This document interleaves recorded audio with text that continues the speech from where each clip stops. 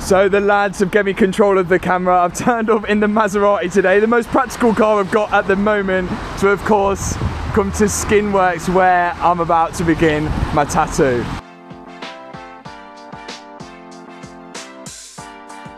The police turned up at my unit when I had the Golf R. I just had it tuned. I'd done a video of doing a 0 to 60 on the road, and it was on like a road where it's got no road markings and like countryside, middle of nowhere. I'd done a 0 to 60 as well, and it was a national speed limit road, but there was no road sign on the road, so I could have been on a private road for anyone cares. And the police turned up like fairly fast, so I must have been reported almost as soon as the video's gone live. So it's someone who watches the videos almost straight away. And then the police turned up and they said, look, we have to come out because someone's reported you. And they do have to come out when they do that. And they said, but we'll read you the email of what we got. And this email was literally like the longest email. They knew my full life story. Like, this is Matt Armstrong, he used to have an S5, he used to live in this area. Now he's got this car, now he's got a unit at this place. They knew my full story. And they said he's been doing 0 to 60s on the road and like it's illegal. What did you do 0 to 60 in? It was a Golf R and it did it in like 3.5 seconds or something. It was silly quick, that Golf. And the police watched the videos and they said, look, we can't see anything wrong. Like, you've not incriminated yourself. It's on an unmarked road, this, that and the other. But they just said, just beware that as many people are going to enjoy your content, there is going to be people that don't enjoy it. And like, I just think it must be really sad of them that they've not only not liked what I'm doing, they've not only not left a negative comment, they've sent an email on a Sunday evening to the police about my full life story, complaining about me. What are they benefiting from that? I literally do not understand why people that do that. Yeah, why? Like, must be very boring. Yeah. You always get negative. Mad. I always leave Nathan negative comments on his. They'll put one on about magic, I'll just put crap. Yeah. That's it. Yeah. Everyone's putting like great tick, I'll put rubbish. Best comment I ever got, like a 14-minute long video, and it clearly said on title, magician does magic tricks to so-and-so. And somebody calling it, what a waste of my time. 14 minutes back, don't even like magic. But he wasted his time commenting as well. Yeah, and watching the full video. I know. At what point do you think I was going to start doing cooking or something? What's the fastest you've ever been in a car, Matt? Don't have to say where it was, but probably like only like about 140 in the Lambo.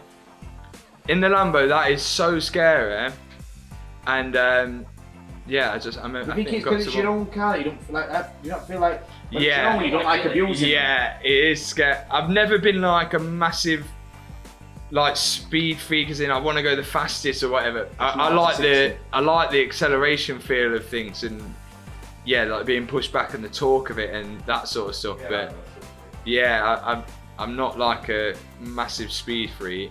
I like making cars I've put my cruise control at 75. That's it.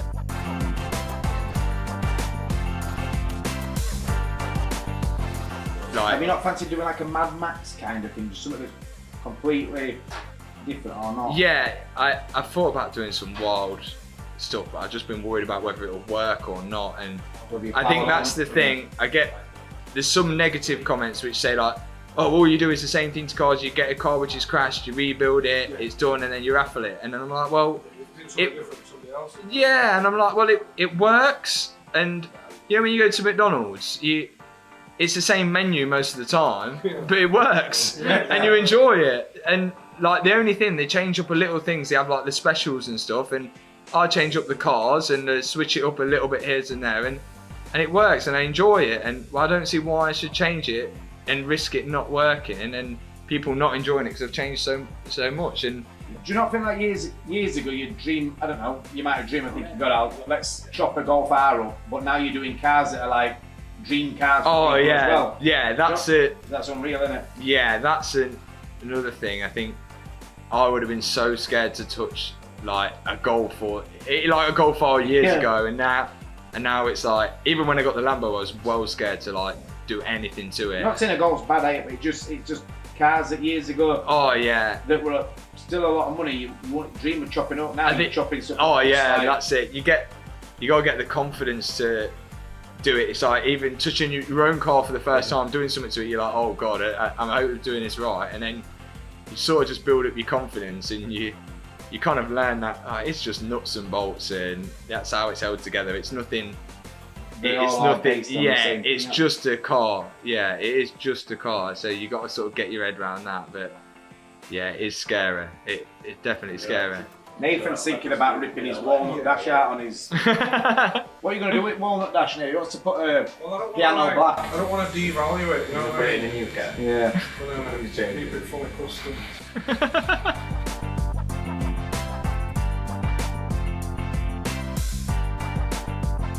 So if you could give any advice to anyone on YouTube who's setting their own channel up, what advice would you give them?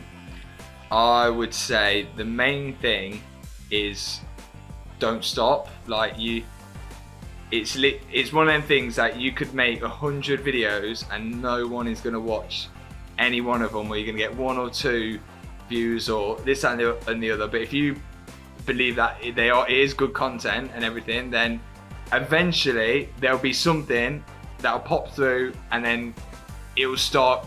You'll get some traction eventually. But it's people give up because they don't see results in like the first month, 2 months, 3 months, like even 4 or 5. It's carrying on when you think you shouldn't carry on. I'd say this the best advice I give is, and you do it because you like it. Don't do it because you want to have millions of views and make money and that sort of stuff. You just got to do it because you really like it. I think people clock on straight away when if you're doing something for the wrong reasons. They know, like people watch me because they know I'm like I love cars and stuff. Passionate, yeah, and they can see it. Have you ever watched that Francis Bourgeois who is a train spotter? Yeah, he's a train spotter, right? And he got massive on TikTok, got millions of followers. He just spots trains and he's so enthusiastic about it. He absolutely loves it. You know, a train goes past, he's wetting himself. You need to watch him. It's brilliant. But you imagine there's millions of people following him. They ain't got to be interested in trains, millions of people. They ain't all interested in trains. Some will be, but they're just following him because he's so passionate about trains and he loves it. And people get high off that. They're buzzing off it. Like so, and now he's got Gucci brand deals and everything. He doesn't care. How long did it take it for you to be like putting videos on them?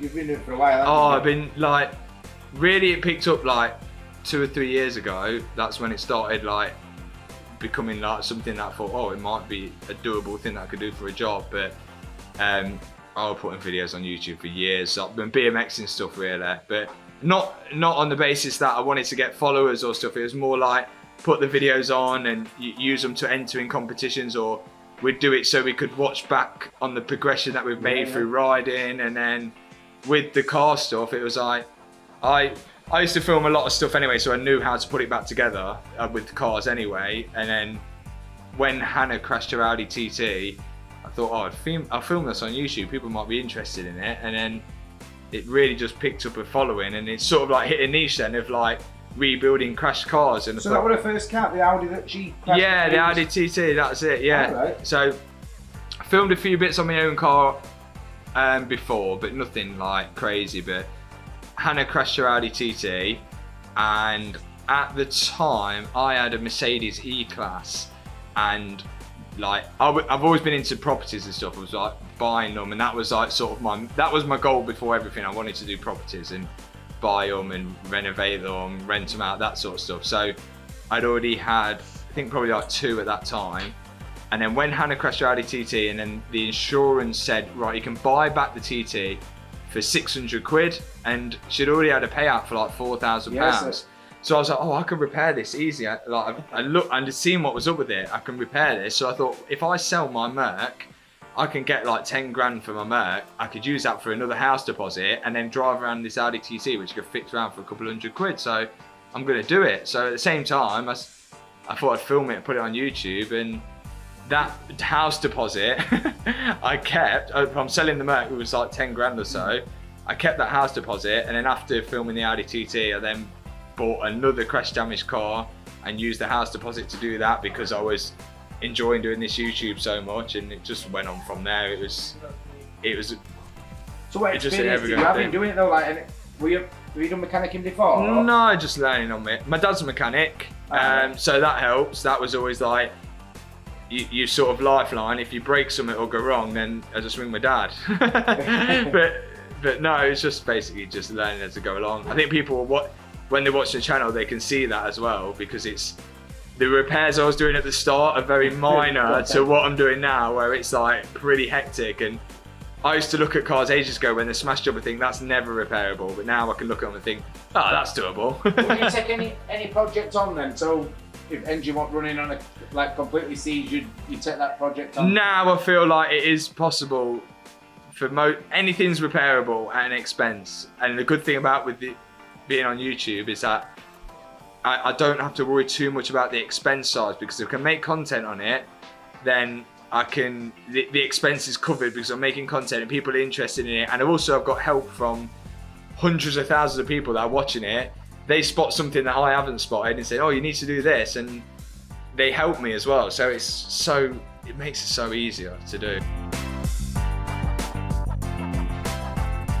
The locks weren't working on the car, and someone commented, if you put the key in the ignition, turn it over and then press the lock button, unlock button 3 times. And I thought they were talking rubbish, and then I thought, I'll try it. And then the flipping locks started working after that. Yeah, and I'm like, just a YouTube comment saved me a load of hassle and money. And Better than searching for. But if Yeah, you're quite a yeah. hands-on person, that's the difference from doing what you're doing, to get stuck in there and just having a go. oh yeah, yeah. Some people look at a job and say, no, I'll take it. I can't. Yeah, that's it. It's down to you as a person that, Yeah. to get into what you've done is work for you, innit, by just giving it a go. and I think the channel has probably gave a lot of people confidence to do I think a lot of stuff people want to do it themselves. now, you know. Yeah, that's it. I get messages a lot of times saying, "Oh, I've just serviced my car for the first time. Never would have done this before." But they've watched me like strip a dashboard out and thought, "Well, if he can do that, then I'm sure I can service the car." So, and that's good really, because people. It is good to learn that skill, innit? You know? Yeah, definitely. Something that's always, if you're driving, you're always going to have a car, so just to learn how to serve it yourself. Oh, yeah. Simple steps, isn't it? But There's less and less people which can do that sort of stuff now, though, because like when I worked at Halfords, there used to be like grown men coming in, bringing the bike to have a puncture repair, no, it's not. and you're like, how do they not know how to do that? Like, sort of something you learned when you're dead young, and Yeah, it's because there's always been someone else to do it for them. So just easy option. Isn't yeah, it? and it's mad really, but no. I'm very similar, to be fair. Like if I'm doing something, I could pay for it to be done, to be fixed. Like, or I get the enjoyment of doing it myself. Yeah, Even yeah. if it's wallpapering or. Oh yeah, anything that's like it.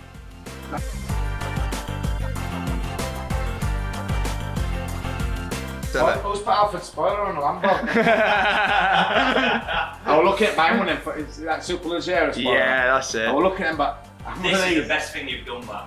What has he done? This. What's this? What did I do It's- here? it's Oh, with the so lights. cheap. Oh yeah. What is so it? effective. LEDs on So- The Formula 1 brake light. No, On it's back. LED strip lights. Obviously, it's twin turbo, it's Lamborghini, and it's put 2 LED strip lights, which you'll see later. In the engine bay.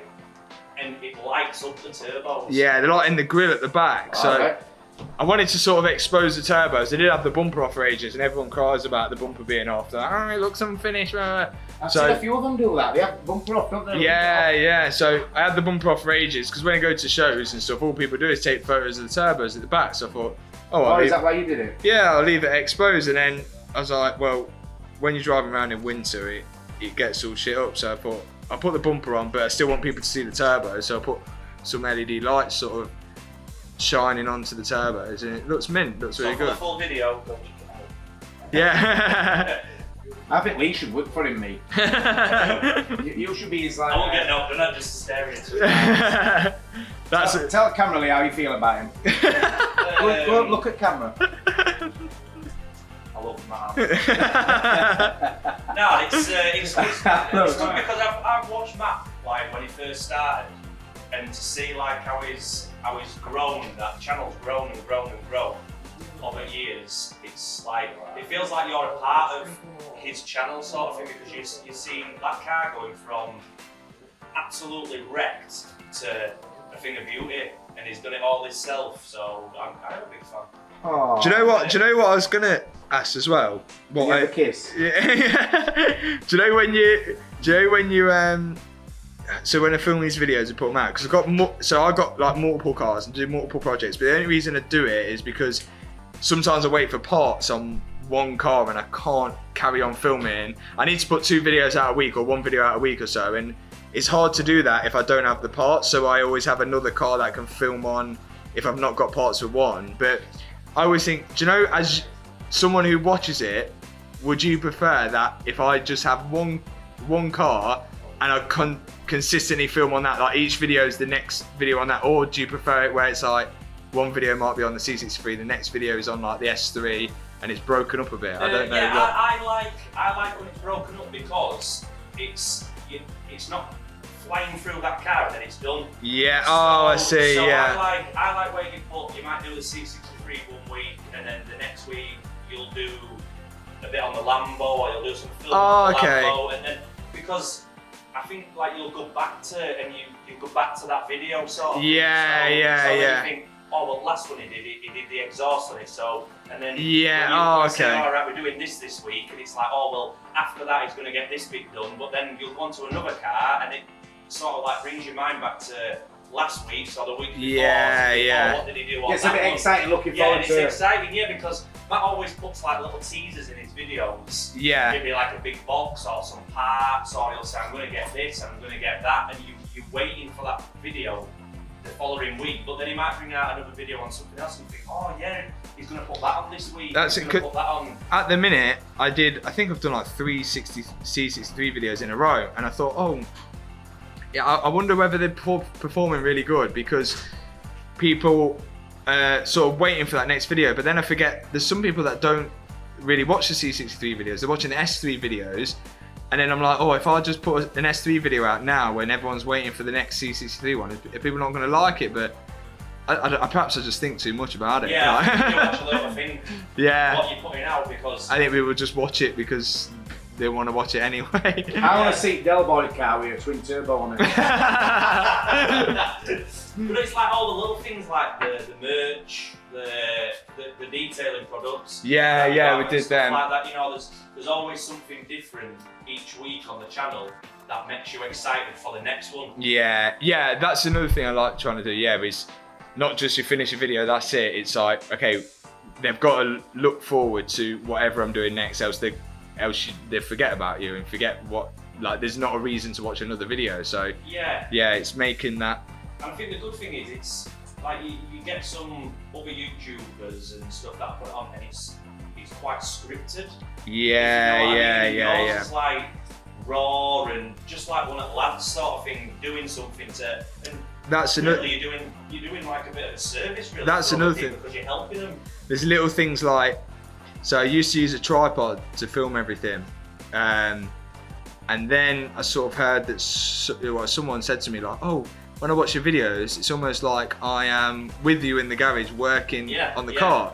Yeah. So, oh, that's quite cool. That is a nice idea how to think of it. So that's how I've always thought about it. And I'm like, I'm going to stop using the tripod for a lot of things, because I thought, well, when a tripod is sat there and I'm talking to the tripod, it felt too TV-ified, you know what I mean? It's so I was like, right, I'm going to grab the camera and I'm going to talk to the camera as I'm walking around. So then it's like you're having a conversation with someone as they're walking down the street or as I'm sitting down. So you'll notice now in my videos, the camera is always at an eye level where I'm, like, not when I'm working on the car, it'll be on a tripod obviously, but if I'm talking to the camera, it's always at eye level, it's always where I am and this, that and the other, because I want people to feel like they are actually there with me doing it. And there's just little things like that I would have the camera in my hand, and then if I'm talking about the car, I will flip the camera around exactly to how I'm looking at eye level. And I think little things like that, subconsciously, it feels as if you are there then. Yeah, it does. Like sometimes when you're trying to tack off, like, I don't know, I say putting an exhaust on one of the cars, yeah. And the noise and how it's filmed and edited, it feels like I'm with you doing that car. Yeah, I think that's You'd how love it's to go with him.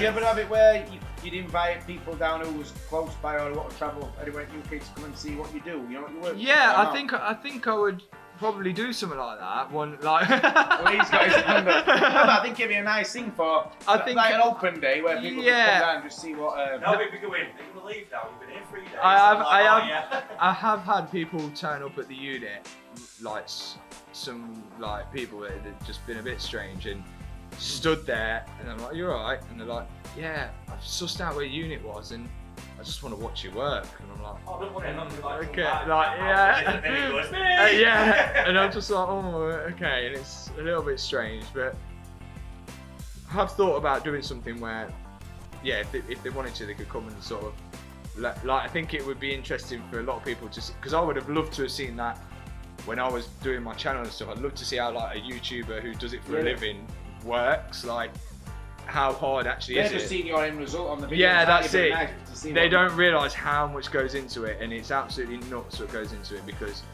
do you know the jobs I do on the channel I could do them so much quicker if I wasn't filming.